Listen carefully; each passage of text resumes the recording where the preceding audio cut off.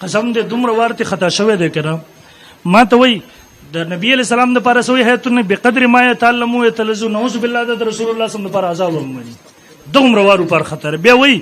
د نبی د وګ نه نیول دغه سیتاوي د څومره ګستاخیانه کې غیر شعوري تور مرتد پانه سره دي نه خیال کول الفاظو کې دومره مور خطا کېږي دیم نمبر بیا مت وای یونس نومانی سے بوکاړوي سے الته چیلنج کړو یونس نومانی د بوکاړوي سے شاګرد هغه مناظره واوره مولا بوکاړوي سے منورته حقیقت یہ کہ یونس نومانی پر آج قیامت ټوټا ہوا ہے تاسو فرمایشي جوابات غواړئ فرمایشي جوابات اگر پیغمبر د چانه د کړي مونږ تاسو سوق دویم نمبر در حیات دنیوي بار بار یادای دا تسکین صدور سے نمبر 280 دا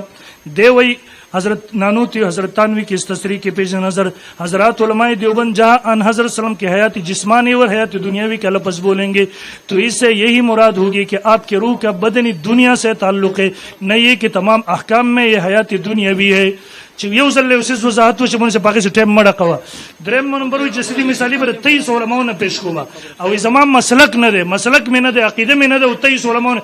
خپل عقیده تراشه هغه پیش کړه ته سره په ګډوډ سره شوی بیا صوفی کرام بار بیا دی هغه جسدي مثالي مولوی صاحب صوفی کرام جسدي مثالي مستقل نه غړي اگر جسدي عنصري سایه مري ته پنځ پیره جسدي مثالي مستقل مټیریل نه غړي دویم نمبر صوفی کرام جسدي مثالي د جسدي عنصري سره تعلق منی دا وګر تانوی بابا د صوفی کرام سرخیل له سبد 223 حضور سلام هغه وی د روح مبارک د جسدي مثالي چې دا هغه روح متشکل شي په جسم د جسدي مثالي په عنصري په شکل کې بیا د قرو تعلق سره تلبس منی مې حواله پیش کړی دا روح په جسد عنصري قبر کې دن منی تا صوفی کرام په باندې دجل نه ولي کار اخلي صوفی کرام چاته چې شرک وایو نن قران نشته نن حدیث نشته نن صرف او صرف سړی لاړو د چا صوفی کرام دروازه وټکول هغه خبره نه منی د يهودو په شان تنیم منم نه بنه دریم نمبر او د عقیده پر ماوتل چې متواتر دلیل راوړه کنه ته ولې شنو مرغانو پر ویت پسین خطې په غریب پاغي کې خاموش دي